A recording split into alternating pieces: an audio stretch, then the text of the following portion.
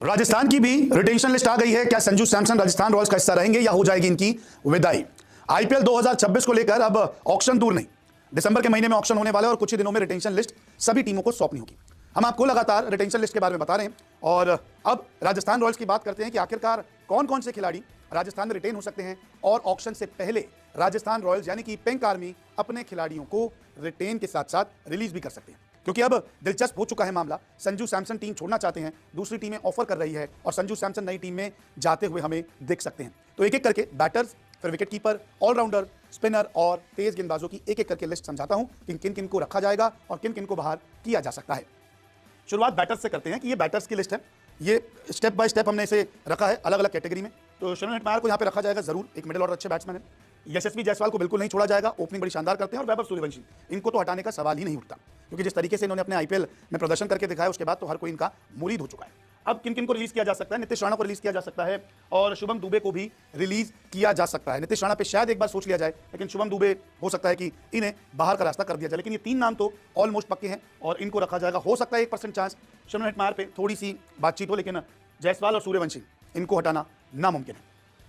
अब आते हैं इसके बाद विकेट कीपर्स पर। तो ध्रुव जुरैल इंडिया के लिए खेल रहे हैं, अच्छा कर रहे हैं और कुणाल राठौड़ ने बैकअप को रखा जाएगा। संजू सैमसन को रिलीज कर दिया जाएगा, नहीं तो खुद ही रिलीज हो जाएंगे क्योंकि यही कहा जा रहा है कि दिल्ली कैपिटल्स ने अच्छा ऑफर दे रही है।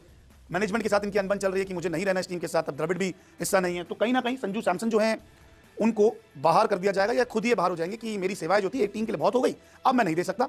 और इनके लिए दिल्ली से ऑफर आ रहे हैं कि दिल्ली में इनको बतौर कप्तान देखा जा रहा है, तो हो सकता है दिल्ली कैपिटल्स में ये ट्रेड हो जाए। अब बात आते हैं ऑलराउंडर की। तो यहाँ पर वानिंदु हसरंगा और रियान पराग। हसरंगा पे फिर भी एक बार सवाल उठ रहा है कि इनको रखा जाए नहीं, लेकिन रियान पराग को तो बिल्कुल राजस्थान नहीं छोड़ सकती। भले ही संजू को छोड़ दे, जायसवाल को छोड़ दे, लेकिन रियान पराग का साथ राजस्थान रॉयल्स आखिरी सीजन तक नहीं छोड़ेगी। जब तक ये नहीं चाहेंगे ना तब तक राजस्थान रॉयल्स इनका साथ नहीं छोड़ेगी। पता नहीं क्या कनेक्शन है, आज तक बाहर नहीं आया। ठीक है, खेलते अच्छा करेंगे तो अच्छी बात है, कप्तानी भी कर चुके हैं अब तो ये। तो देखिए इतना बड़ा स्टैंडर्ड हो चुका है रियान पराग का कि संजू सैमसन की गैर मौजूदगी में कप्तानी कर रहे हैं। संजू सैमसन इंपैक्ट प्लेयर खेल रहे हैं, तो यही चीजें जो है ना अनबन की शुरुआत करती है और तभी से संजू सैमसन का मन जो है खट्टा हो गया। मैंने रिपोर्ट कह रही है। तो रियान पराग जो है इसमें रिटेन रहेंगे। हसरंगा पे सवाल है, लेकिन हाँ युद्धवीर सिंह को शायद रिलीज कर दिया जाए। अब बात करते हैं यहाँ पे स्पिनर्स की। तो देखिए कुमार कार्तिकेय को जरूर रखा जाएगा, अच्छे गेंदबाज हैं। महेश तीक्षाणा को शायद बाहर कर दिया जाए, महंगे साबित हुए थे। अब अगर श्रीलंकन प्लेयर्स को बाहर करेंगे तो इंडियन स्पिनर पे पैसा लगा सकते हैं या फिर इन्हें ऑक्शन में कम दामों में खरीदा जा सकता है। अब सबसे बड़ी कमजोरी है इनकी तेज गेंदबाजी। तो संदीप शर्मा जो है ये एक बड़े किफायती गेंदबाज है, स्पीड कम है लेकिन बहुत इंटेलिजेंट गेंदबाज है। आकाश मधवाल को ये रखेंगे। तुषार देशपांडे बहुत अच्छी गेंदबाजी इन्होंने पहले कराई है, इनका चांस अच्छा है। और अगर देखा जाए तो कहीं ना कहीं क्विना मफाका को यहां चुना जा सकता है।